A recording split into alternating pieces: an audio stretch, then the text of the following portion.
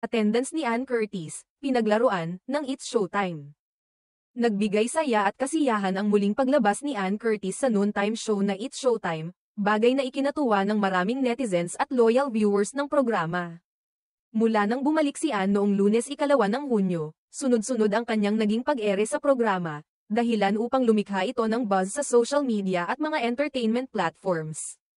Matagal na ring hindi naging regular si Ann sa programa dahil sa kanyang mga personal at professional na obligasyon.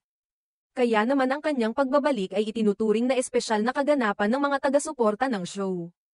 Ika nga ng madlang people. Na-miss namin si Ann. Marami ang natuwa at napa-comment pa ng, finally, dahil ilang linggo na ring hindi lumalabas ang aktres sa noontime program. Kilala si Ann Curtis bilang isa sa mga orihinal at pinaka-iconic na hosts ng It's Showtime. Ang kanyang presensya ay palaging nagbibigay ng saya at kilig vibe sa studio at sa mga manunood. Kaya't nang makita siyang muli sa stage ng show, agad itong naging trending topic sa social media. Nag-effort pa talaga ang buong It's Showtime team para gawing memorable ang pagbabalik ni Ann. Ayon sa ilang fans, pakiramdam nila ay fiesta sa studio dahil sa dami ng gimmick at paandar na ginawa ng mga co-hosts niya upang salubungin siya.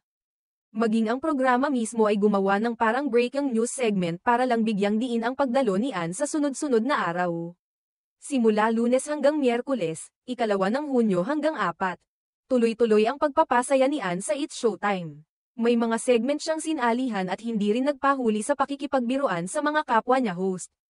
Sa mga araw na iyon, para bang bumalik ang old vibes ng show na kinagiliwan ng marami sa loob ng halos isang dekada.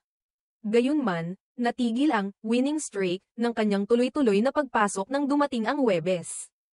5 ng Hunyo. Ayon sa mga ulat, hindi nakadalo si Ann sa show dahil kailangan niyang dumalo sa moving up ceremony ng anak nila ni Erwan Yusuf na si Dalia. Bagamat na-miss siya agad ng mga manunood, marami pa ring natuwa at na-appreciate ang kanyang pagiging hands-on mom. Hindi rin lingid sa kaalaman ng publiko na abala si Ann sa maraming bagay. Bukod sa pagiging ina at asawa, aktibo rin siya sa kanyang endorsements, business ventures, at bagong proyekto sa telebisyon.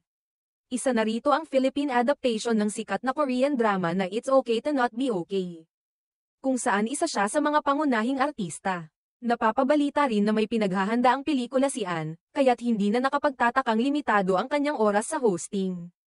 Sa kabila ng lahat ng ito, hindi pa rin niya nakakalimutang bumalik sa show na matagal na niyang tahanan. Sa kabuuan, ang ilang araw na pagbabalik ni Ann Curtis sa It's Showtime ay naging malaking kaganapan para sa mga taga-subaybay ng noontime show. Patunay ito kung gaano siya ka-memorable at kamahalaga sa programa. Bagamat abala sa iba't ibang bagay, si Ann ay nananatiling isa sa mga haligi ng It's Showtime, at kahit panandalian lang ang kanyang presensya, sapat na ito upang muling mapasaya ang madlang people.